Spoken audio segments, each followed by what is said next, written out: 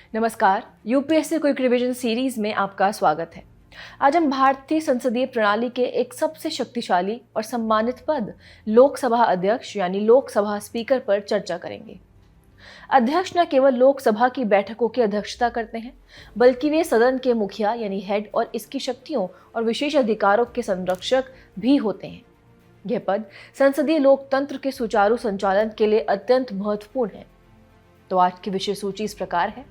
हम जानेंगे कि अध्यक्ष का चुनाव कैसे होता है, उनकी संवैधानिक स्थिति क्या है, उनकी प्रमुख शक्तियां क्या हैं और उनकी निष्पक्षता से जुड़े मुद्दे क्या हैं। संविधान का अनुच्छेद 93 कहता है कि लोकसभा जल्द से जल्द अपने 2 सदस्यों को अध्यक्ष और उपाध्यक्ष के रूप में चुनेगी। अध्यक्ष का चुनाव लोकसभा के तत्कालीन सदस्यों द्वारा साधारण बहुमत यानी सिंपल मेजोरिटी से किया जाता है। आमतौर पर सत्तारूढ़ दल के उम्मीदवार को ही अध्यक्ष चुना जाता है। अध्यक्ष तब तक अपने पद पर बने रहते हैं जब तक वे लोकसभा के सदस्य हैं। वे अपना त्यागपत्र उपाध्यक्ष को सौंप सकते हैं और उन्हें एक विशेष प्रस्ताव द्वारा पद से हटाया भी जा सकता है। लोकसभा अध्यक्ष की प्राथमिकता भूमिका सदन का सुचारू संचालन सुनिश्चित करना है। वे सदन में व्यवस्था और मर्यादा यानी ऑर्डर एंड डेकोरम बनाए रखते हैं।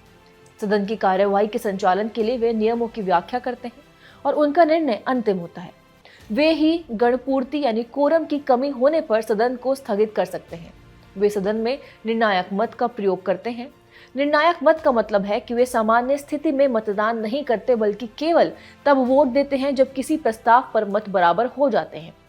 अध्यक्ष के पास कुछ ऐसी विशिष्ट शक्तियां हैं जो उन्हें बहुत शक्तिशाली बनाती हैं। पहला, धन विधेयक यानी मनी बिल के संबंध में किसी विधेयक को धन विधेयक माना जाए या नहीं, यह निर्णय केवल लोकसभा अध्यक्ष करते हैं और अनुच्छेद 110 के अनुसार उनका निर्णय अंतिम और बाध्यकारी होता है। दूसरा, राष्ट्रपति द्वारा बुलाए गए संयुक्त बैठक यानी ज्वाइंट सिटिंग की अध्यक्षता करना। जब किसी साधारण विधेयक पर दोनों सदनों में गतिरोध होता है तो अनुच्छेद 108 के तहत संयुक्त बैठक बुलाई जाती है, जिसकी अध्यक्षता लोकसभा अध्यक्ष करते हैं, ना कि राज्यसभा के सभापति। संविधान की 10वीं अनुसूची यानी दल बदल विरोधी कानून यानी एंटी डिफेक्शन लॉ के तहत किसी सदस्य को अयोग्य ठहराने का निर्णय लोकसभा अध्यक्ष द्वारा किया जाता है। हालांकि कियोतो होलोहन मामले 1992 में सुप्रीम कोर्ट ने कहा कि अध्यक्ष का निर्णय न्यायिक समीक्षा यानी जुडिशियल रिव्यू के अधीन है।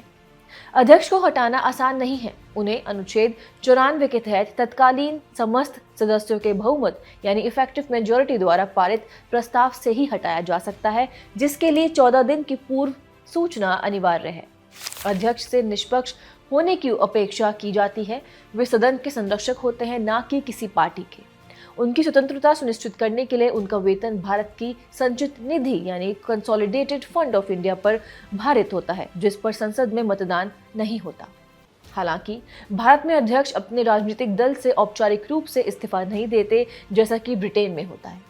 इस कारण कई बार उन पर दल बदल जैसे मामलों में पक्षपातपूर्ण निर्णय लेने के आरोप लगते रहे हैं, जो इस पद की एक बड़ी चुनौती है।